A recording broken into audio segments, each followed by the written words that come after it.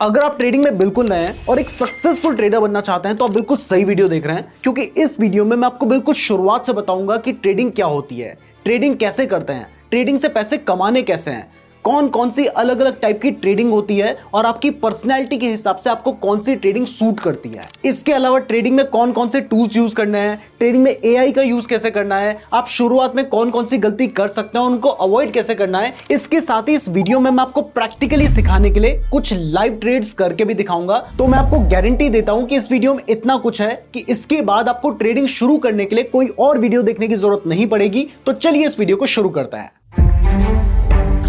अब आपको सीखना होगा टेक्निकल एनालिसिस। उसमें आपको क्या क्या सीखना होगा वो मैं आपको आगे बताऊंगा, लेकिन फिलहाल इतना समझ लीजिए कि एक चार्ट को एनालाइज कैसे करना है, इसको समझे बिना आप ट्रेडिंग से पैसे नहीं कमा सकते हैं। तो ये भी आपको समझना होगा, इसको यूज कैसे करना है, क्या क्या टूल्स इसमें होते हैं, ये हम आगे आपको बताएंगे। तो पहले इस बात पे ध्यान रखिए कि लर्निंग में सिर्फ जिस टाइप की ट्रेडिंग आप सीख रहे हैं वही नहीं आएगा, इसके अलावा ट्रेड लेने से पहले एनालिसिस क्या क्या करना है वो सब कुछ भी आएगा। तो ये सब सीखने के बाद जब आपको लगता है कि आप ट्रेडिंग कर सकते हैं, तब भी आपने डायरेक्टली जिस भी टाइप की ट्रेडिंग करना चाहते हैं उसमें एंटर नहीं करना है। पहले आपको पेपर ट्रेडिंग से शुरुआत करनी है। बहुत सारे लोग आपको कहेंगे कि असली मजा तो रियल मार्केट में ट्रेड करके ही आता है, लेकिन कुछ चीजें तो आप अपनी पेपर ट्रेड से थोड़ी क्लियर कर सकते हैं ना, तो उसको एक बेसिक स्टेप की तरह जरूर इंक्लूड कीजिए। तो अब इसमें करना क्या है, पेपर ट्रेडिंग में सिंपली आपने देखना है कि अगर मान लीजिए आपको लगता है कि आपको यहां पर बाय करना है, एग्जाम्पल के लिए आपको लग रहा है कि यहां पर आपने बाय करना है,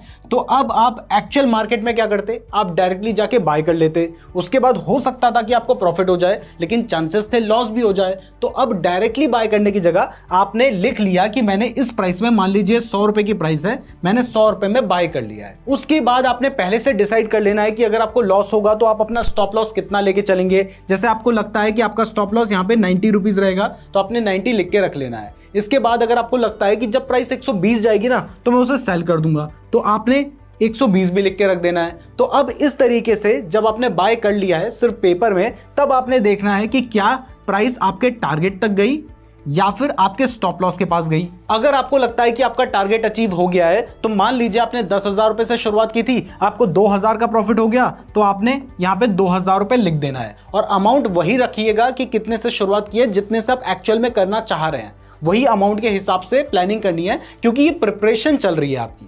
तो आपने लिख लिया कि आपको 2,000 का प्रॉफिट हो गया। अब दोबारा से आपको लगता है कि आप कहां पे ट्रेड लेते हैं, मान लीजिए आपको लगता है कि आप यहां पर बाय करते। अब उसके आगे का चार्ट तो आपको दिखाई नहीं दे रहा है, लेकिन आपको लगा कि यहां पर आप बाय करते। अब बाय करने के बाद आपने देखा कि आपने इस बार 120 रुपए में बाय किया एग्जाम्पल के लिए। तो बाय करने के बाद हो सकता है कि प्राइस गिर जाए, तो यहां पे प्राइस गिर गई, मान लीजिए आपका जो स्टॉप लॉस था वो 100 रुपीज का था, तो इस केस में आपको 2,000 रुपए का लॉस हो गया। तो ऐसे काफी टाइम तक पेपर में प्रैक्टिस कीजिए।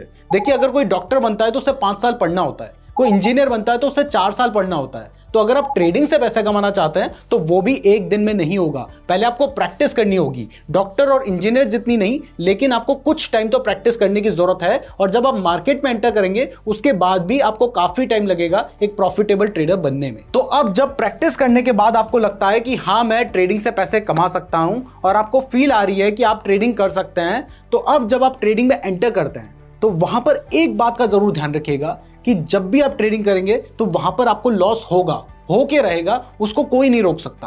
क्योंकि बड़े से बड़ा ट्रेडर, चाहे कितना भी बड़ा ट्रेडर क्यों ना हो, जिन 11% ट्रेडर्स की बात मैंने शुरुआत में की थी ना, उसमें भी हर ट्रेडर को लॉस होता है।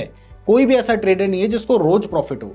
तो आपको अपने लॉस पर फोकस करना है। मतलब सब कहते हैं कि प्रॉफिट में फोकस करो, लेकिन मैं आपको कह रहा हूं कि शुरुआत में अपने लॉस पे फोकस करो, अपने लॉस को कंट्रोल में रखो। अभी आपका मेन काम है अपनी कैपिटल को प्रोटेक्ट करना। जो पैसा आप मार्केट में लेकर आए हैं उसको प्रोटेक्ट करना आपका मेन काम है। उसके बाद आपको कोशिश करनी है कि आपको प्रॉफिट हो, लेकिन फोकस रखना है कि ज्यादा लॉस ना हो। क्योंकि अगर आप शुरुआत में पैसे लेकर आते हैं तो लॉस तो होना है, लेकिन अगर वो लॉस बड़ा हो गया तो उस केस में आपका सारा पैसा खत्म हो जाएगा। फिर दोबारा से आप पैसे लेके आओगे तो आपका कॉन्फिडेंस और कम हो चुका होगा और दोबारा आप सेम गलती रिपीट करोगे, फिर आपको लॉस हो जाएगा। तो आपको बार बार लॉस ही होता रहेगा और फिर आपको लगेगा कि ट्रेडिंग से पैसे नहीं कमाए जा सकते। इसलिए शुरुआत में आपका फोकस होना चाहिए कि आप अपनी कैपिटल को प्रोटेक्ट करें। अगर आप 2-3 महीने अपनी कैपिटल को प्रोटेक्ट करते हैं तो समझ लीजिए कि एक दिन ऐसा भी आएगा कि जिस दिन आप बड़े बड़े प्रॉफिट्स करेंगे। लेकिन आपको पहले कैपिटल को प्रोटेक्ट करना सीखना है। अब कैपिटल को प्रोटेक्ट कैसे किया जाता है,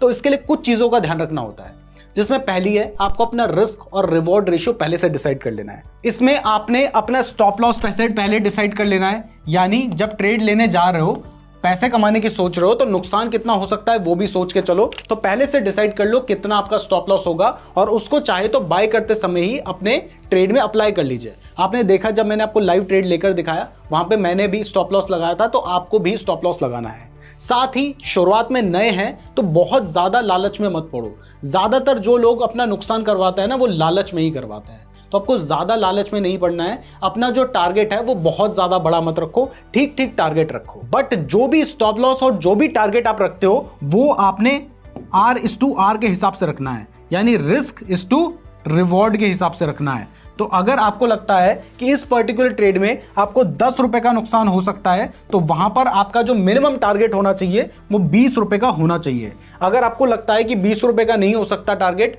तो उस केस में आपने उस ट्रेड को नहीं लेना है। अब ये सिर्फ हम एग्जाम्पल के हिसाब से ले रहे हैं। आपको लगता है कि आपको 1000 का नुकसान हो सकता है, तो फिर 2000 का प्रॉफिट के हिसाब से चलिएगा। अब मुझे पता है कि आपको लग रहा होगा कि यार इतनी सारी चीजें होती है ट्रेडिंग में, इतनी चीजों का ध्यान रखना होता है। तो देखो, पैसे कमाने हैं तो ध्यान रखना होगा। अगर आपको सिर्फ थोड़े दिनों में अपना नुकसान करवा लेना है, 1-2 दिन पैसे कमाना है, 4 दिन नुकसान कराना है, तो फिर कुछ ध्यान रखने की जरूरत नहीं है। लेकिन कमाना है तो फिर सब चीजों का ध्यान रखना होगा। अब जब आप इस तरीके से ट्रेड कर लेते हैं, तो इसके बाद सबसे ज्यादा जरूरी होता है एक ट्रेडिंग जर्नल मेंटेन करना, जिसमें आप लिखेंगे कि आपने एक ट्रेड लिया, वो ट्रेड क्यों लिया है, उसमें नुकसान हुआ तो क्यों हुआ, अगर आपको किसी ट्रेड में प्रॉफिट हुआ तो क्यों हुआ। यह हर ट्रेड के हिसाब से आपको मेंटेन करना है। इसका बेनिफिट यह होगा कि अगर आप एक गलती करते हो तो आप उस गलती को दोबारा नहीं दोहराओगे। जबकि ट्रेडिंग में सबसे बड़ी प्रॉब्लम पता है क्या है? सबसे बड़ी प्रॉब्लम यही है कि लोग एक बार गलती करते हैं, उस गलती को रोज दोहराते हैं और रोज अपना नुकसान करवाते हैं। तो आपने एक बार गलती की, उस गलती से सीख लिया और अगली बार आपने उस गलती को नहीं दोहराया, तो आप इस तरीके से अपनी ट्रेडिंग को इंप्रूव कर पाएंगे। तो ये होगा आपका प्रोसेस एक प्रॉफिटेबल ट्रेडर बनने का। लेकिन इतना सब कुछ करने के बाद भी ना आप प्रॉफिटेबल ट्रेडर नहीं बन पाओगे, क्योंकि मैं जानता हूं कि आप में से ज्यादातर लोग बिना किसी स्ट्रेटजी के ट्रेड करेंगे। उन्हें बस गट फीलिंग आएगी कि यहां पर बाय कर लेना चाहिए, तो वो बाय कर लेंगे, या फिर उन्हें दिखाई देगा कि यहां पर प्राइस बढ़ रही है, तो वो यहां पर जाके बाय कर लेंगे, और ऐसे में ज्यादातर केस में वो अपना लॉस करवाएंगे। तो देखो, ट्रेडिंग में ऐसे पैसा नहीं बनता है। पैसा कमाने के लिए आपको कुछ स्ट्रैटेजीज बनानी है, और ऐसा है कि मार्केट में तो आपको कई 100 स्ट्रैटेजीज देखने को मिल जाएंगी। हर ट्रेडर अपनी नई स्ट्रैटेजी बनाता रहता है, आप लोगों को दिखाता रहता है। तो आपने इस पे फोकस नहीं करना है, आपने फोकस करना है कुछ 5 या 7 स्ट्रैटेजीज में, जो कि आपने डिसाइड कर लेने की ये 5-7 स्ट्रैटेजीज हैं, जो कि हर टाइप के मार्केट के हिसाब से होनी चाहिए। अगर मार्केट बुलिश है तो उस हिसाब से आपकी क्या स्ट्रैटेजी होगी, बेयरिश है उस हिसाब से आपकी क्या स्ट्रैटेजी होगी, और मार्केट अगर साइडवेज चल रहा है तो वहां पर आपकी क्या स्ट्रैटेजी होगी। इस हिसाब से आपने अपनी स्ट्रैटेजीज को पहले से प्लान कर लेना है, और उन स्ट्रैटेजीज को ही बार बार प्रैक्टिस करना है और उनको टेस्ट करना है कि वो स्ट्रैटेजी कितने अच्छे से काम कर रही है। जब आपको दिखाई देता है कि ये स्ट्रैटेजी अच्छे से काम कर रही है, तो इसको आपने अपने पास रख लिया। फिर दूसरी स्ट्रैटेजी को टेस्ट किया, तीसरी स्ट्रैटेजी को टेस्ट किया, और ये टेस्ट भी लाइव मार्केट में मत करना, ये भी आपने पेपर ट्रेडिंग में ही करने हैं। तो जो आप यहां पे ट्रेड लेने वाले थे ना, वो स्ट्रैटेजी के हिसाब से ट्रेड लेना।